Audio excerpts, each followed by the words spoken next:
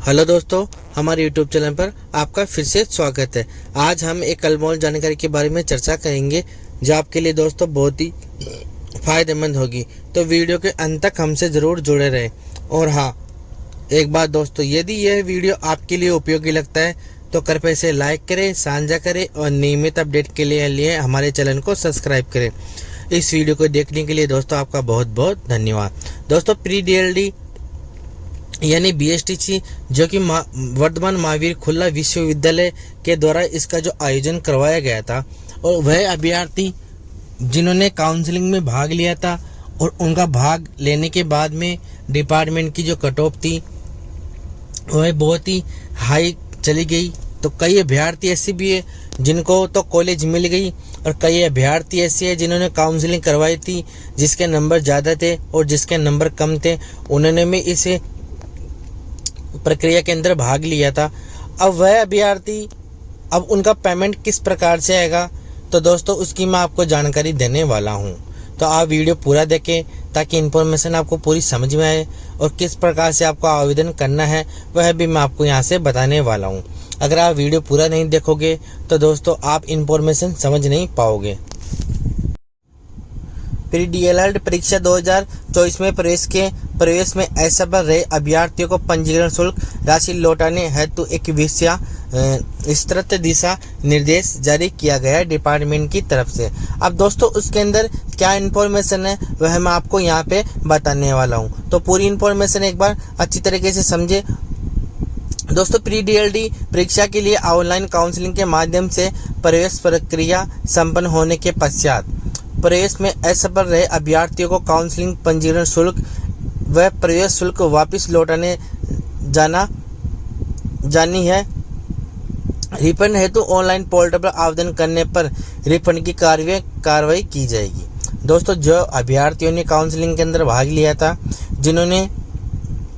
जिनको कॉलेज मिल गई थी और जिन्होंने रिपोर्टिंग नहीं करवाई, और वह अभ्यर्थी जिन्होंने फीस के लिए जो काउंसलिंग होती है उसके अंदर उन्होंने फीस जमा करवाई थी, उनको कॉलेज नहीं मिली, उनके लिए भी यहाँ पे एक सूचना है।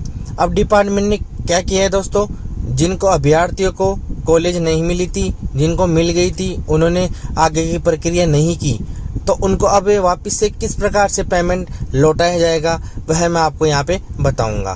तो वीडियो पूरा देखें ताकि इन्फॉर्मेशन आपको समझ में आए। दोस्तों, आप इसका आवेदन जो आपको इस स्क्रीन के ऊपर जो विंडो दिख रही है, यहाँ से आप जाके इसका आवेदन भी कर सकते हो। अब आवेदन किस प्रकार से करना है वह भी मैं आपको यहाँ पे बताऊंगा। दोस्तों, आवेदन करने से पहले मैं आपको एक छोटी सी इन्फॉर्मेशन देना चाहूँगा, वह आप यहाँ से समझ सकते हैं। दोस्तों, रिफंड हेतु आवेदन 3/10/2024 से प्रारंभ किया जा चुका है। अभ्यर्थी के माता व पिता व तीनों में से किसी एक का खाता विवरण स्वीकार किया जाएगा। अभ्यर्थी रिफंड राशि आवेदन है तो निम्नलिखित का ध्यान रखना है। यानी दोस्तों, इसमें बताया गया है कि अगर आपके पास अकाउंट है तो आप खुद का भी अकाउंट यहाँ पे लगा सकते हो।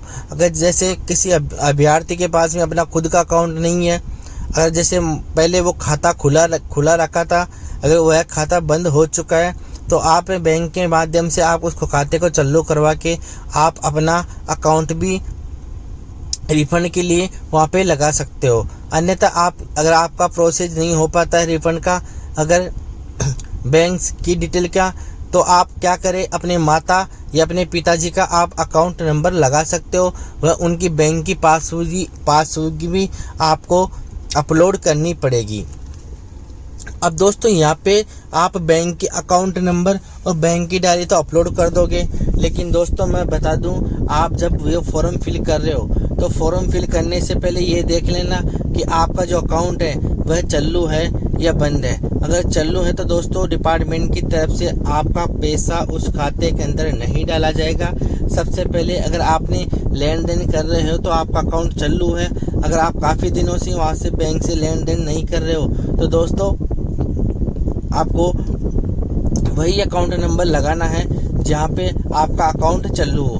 या तो माताजी का अकाउंट नंबर लगा सकते हो, या पिताजी का, या फिर कैंडिडेट खुद का भी अपना लगा सकता है। इसके अलावा आपको डिपार्टमेंट की तरफ से आप इसके अलावा कोई सा भी अकाउंट नंबर नहीं मान्य किया जाएगा। आप तीनों जो यहाँ पे सेल्फ और माता पिता का ही अकाउंट नंबर और उनकी डायरी अपलोड करनी पड़ेगी, तभी आपका पैसा रिफंड होगा। अब दोस्तों मैं आपको छोटी सी जानकारी और बताना चाहूँगा, अब वीडियो पूरा देखें।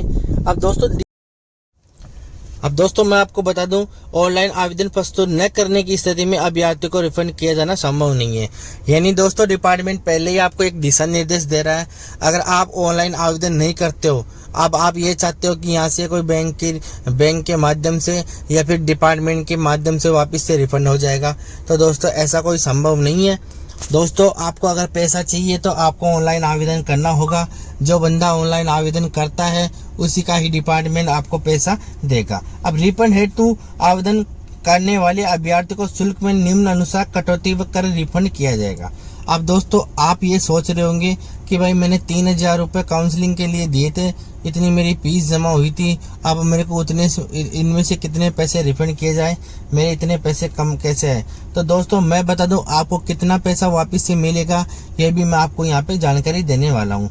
ऐसे अभ्यर्थी जिनको किसी भी अध्यापक शिक्षा संस्थान का आवंटन नहीं हुआ, उनके द्वारा जमा शुल्क में से 100 रुपये काट के उसको शेष रिफंड कर दिया जाएगा।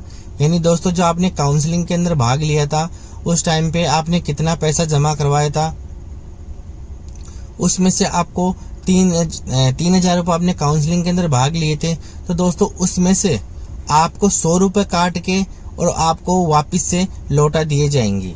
100 रुपये डिपार्टमेंट की तरफ से इसका चार्ज रखा गया है। अब दूसरा पॉइंट यह है, ऐसे अभ्यर्थी जिनको किसी भी अध्यापक शिक्षा संस्थान का आवंटन हुआ परंतु उनके द्वारा संस्थान में रिपोर्टिंग नहीं की गई, तो ऐसे अभ्यर्थियों के शुल्क जमा में से 500 रुपये काट कर शेष राशि रिफंड कर दी जाएगी।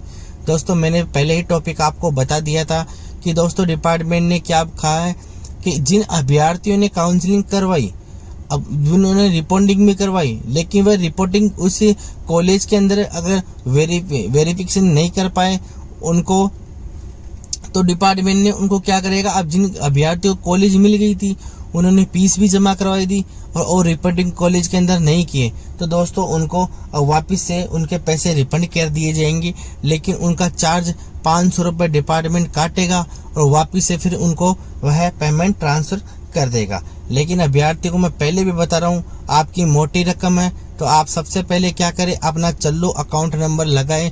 और जो अब आप फॉर्म के लिए अप्लाई कर रहे हो, तो दोस्तों मैं बता दूं आपको क्या करना है, आपकी उसकी पूरी, जब आपको डॉक्यूमेंट्स यानी खेलने का मतलब यह है कि आप अपनी बैंक की पासबुक अपलोड कर रहे हो, तो दोस्तों आपको क्या करना है, पूरी अच्छी तरीके से वो साफ सुथरी होनी चाहिए, फिर आपको अपलोड करना है। अब दोस्तों आपको क्या करना है, वापस से यहाँ से अप्लाई फॉर रिफंड के ऊपर जाना है, तो यहाँ से आप रिफंड कर दोगे।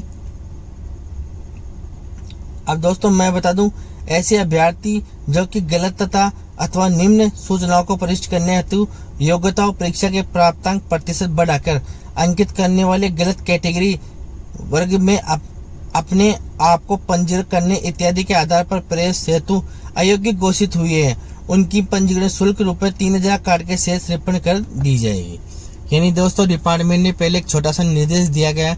कई अभ्यर्थी ऐसे भी है जिन्होंने जो सोचे कि भाई मैं VSTC में भाग ले लूँ, तो उन्होंने अपनी कैटेगरी चेंज कर दी और अपनी कास्ट वगैरह सब कुछ उन्होंने चेंज करके लिए आवेदन किया, लेकिन आगे जब डॉक्यूमेंट्स वेरिफिकेशन हुए तब पता चला कि इनकी अलग कैटेगरी है, तो उनकी काउंसलिंग के अंदर उनका भाग नंबर नहीं लिया जा सका। तो डिपार्टमेंट ने क्या तय किया गया है कि इनको भी वापस इनकी राशि लौटा दी जाएगी। रिफंड आवेदन में उन्हें रिफंड राशि बैंक खाता विवरण अपडेट करना होगा। इस हेतु वे अपना स्वयं का या माता पिता तीनों में से एक बैंक खाता विवरण ही अपडेट करना होगा, अन्यथा रिफंड की कार्रवाई नहीं की जाएगी। दोस्तों मैं बता दूं, अगर आप तीनों में से किसी का अकाउंट नंबर नहीं लगाते हो, अदरवाइज किसी और का लगा देते हो गलत से, तो दोस्तों आपका पैसा रिफंड नहीं होगा। डिपार्टमेंट इसका कोई जिम्मेदार नहीं रहेगा, अभ्यर्थी खुद इसका जिम्मेदार रहेगा। अब दोस्तों यहाँ से अप्लाई रिफंड पे आप जाओगे तो यहाँ से आपको अप्लाई करना है। अप्लाई फॉर रिफंड के ऊपर जाने के बाद में, और रिफंड स्टेटस का मतलब ये होता है कि दोस्तों आप जब इसका अप्लाई फॉर रिफंड के लिए अप्लाई करोगे तो आप उसका स्टेटस बाद में चेक कर सकोगे, क्योंकि अभी डिपार्टमेंट ने उसको कमिंग सून यानी जल्द ही वही भी अपडेट दे देगा। अब दोस्तों आप जैसे अप्लाई करोगे तो वहाँ पे आपका रोल नंबर वगैरह इन्फॉर्मेशन, डेट ऑफ बर्थ, माता पिता का नाम पूछा जाएगा। वहाँ से लॉगिन करना है, जो आपने मोबाइल नंबर लगाया था वहाँ पे OTP जाएगा, वह OTP आपको डालना है, आपकी प्रोफाइल खुल जाएगी। वहाँ पे आपको अकाउंट नंबर लगाने हैं। अकाउंट नंबर लगाने के बाद में दोस्तों वहाँ पे अपनी बैंक की डायरी वह एक साफ सुथरी तरीके से आपको अपलोड करनी है। अपलोड करने के बाद दोस्तों आपको सेव करना है। सेव करके दोस्तों आप अपना प्रिंट आउट अपने पास संभाल के रखें। अगर दोस्तों आप गलती से कोई अदरवाइज डॉक्यूमेंट्स लगाते हो, अगर बैंक की पासबुक नहीं लगाते हो, उस अभ्यर्थी में पहले बता दूं आप खुद उसके जिम्मेदार रहोगे। अब दोस्तों क्या करना है, फॉर्म अपलोड होने के बाद में, यानी दोस्तों आपकी बैंक की डायरी अपलोड आप कर दोगे, उसके बाद दोस्तों अपना प्रिंट आउट अपने पास संभाल के रखें जब तक आपका रिफंड वापस से अपने खाते के अंदर नहीं आता है।